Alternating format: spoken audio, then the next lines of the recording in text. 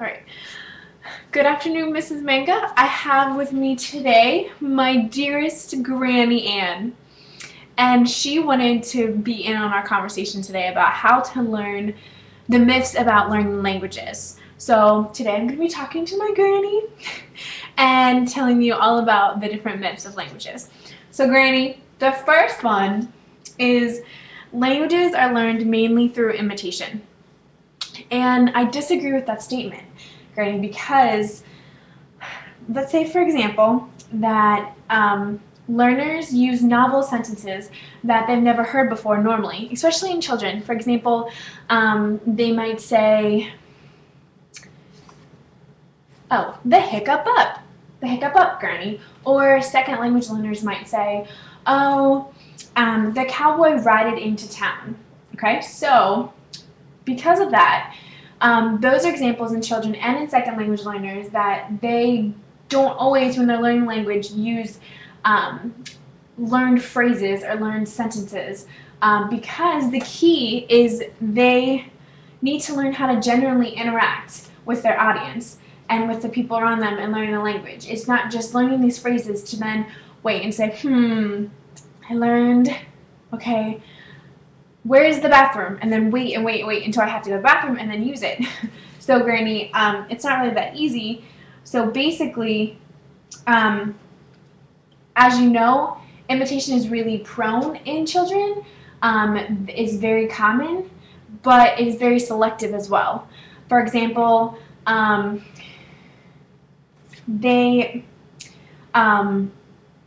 it's a commonality in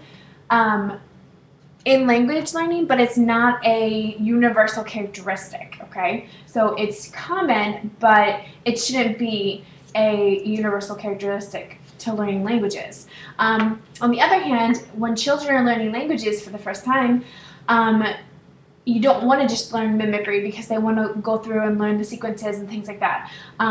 Although imitation can be an advantage in advanced levels of second language learning because they can use imitation when mastering their pronunciation and their intonation. So in some cases within the advanced learners that can be positive, but it's not the main way that languages are learned. So Mrs. Manga, Granny agrees. She's nodding at me, you can't tell.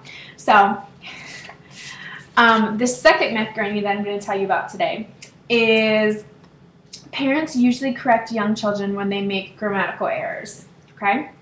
And I disagree with that, but it varies on the type of child's age, and it varies on the parents' background, their social and linguistic background. For example, someone that loves grammar and is a grammar teacher and grammar is really important to them, they may correct their kids, Granny. But, like you've corrected me many times. But generally, when parents correct their children, up until school age, they do not. But when around school age starts, when they correct their children, it's normally because of meaning.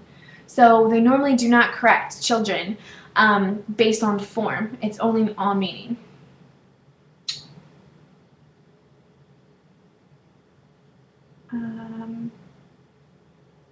Oh, and the other thing is second language learners, Grandma or Granny, they can learn without feedback. A language can be learned, but then fossilization takes place. And that is where pronunciation errors can take place, and they are not easy to fix once they've already been accustomed to using that way of saying that particular word.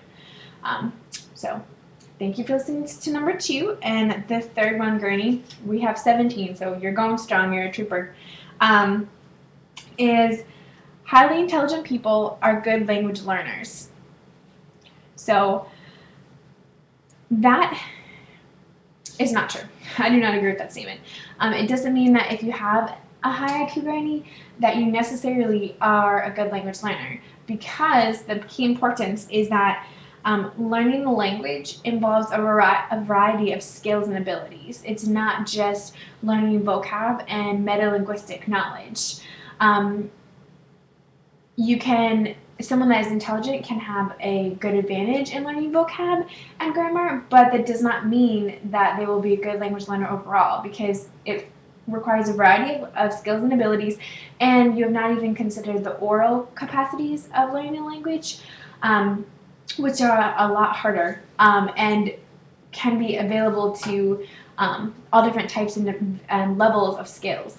And in addition, minority groups and immigrants don't normally, not saying that they don't have a high intelligence IQ scale, which is very possible, but they're just thrown into in context in learning another language, and they do well overall. So that doesn't always determine success in the language.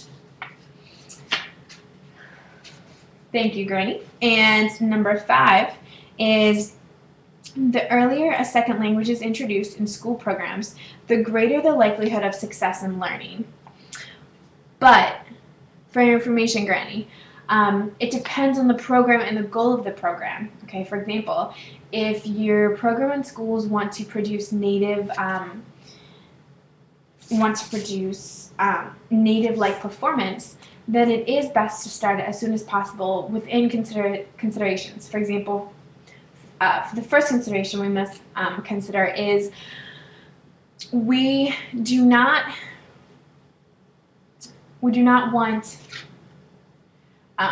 subtractive bilingualism to happen, which means a person should adequately learn their first language and should have that basis. Because when they go forth and learn a second language, if they do not have that foundation and do not have literacy ability, it is really hard for them to learn a second language. So I would say it is good to put it into schools as soon as possible, but without inhibiting someone to learn their first language adequately.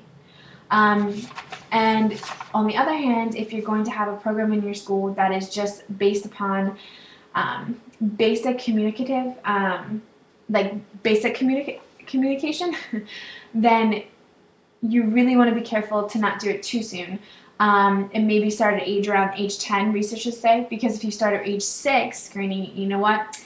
An person that's age 10 is going to bypass that age 6 or be able to at least catch up on those 4 years because they are already trying to process their first language, and they'll have the foundation to adequately learn in their second language if they start a little bit later in life.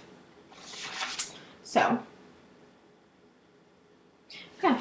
So, thank you for listening for the first 5 parts, Granny, and I will continue with the next one. You're such a great listener, by the way, Granny.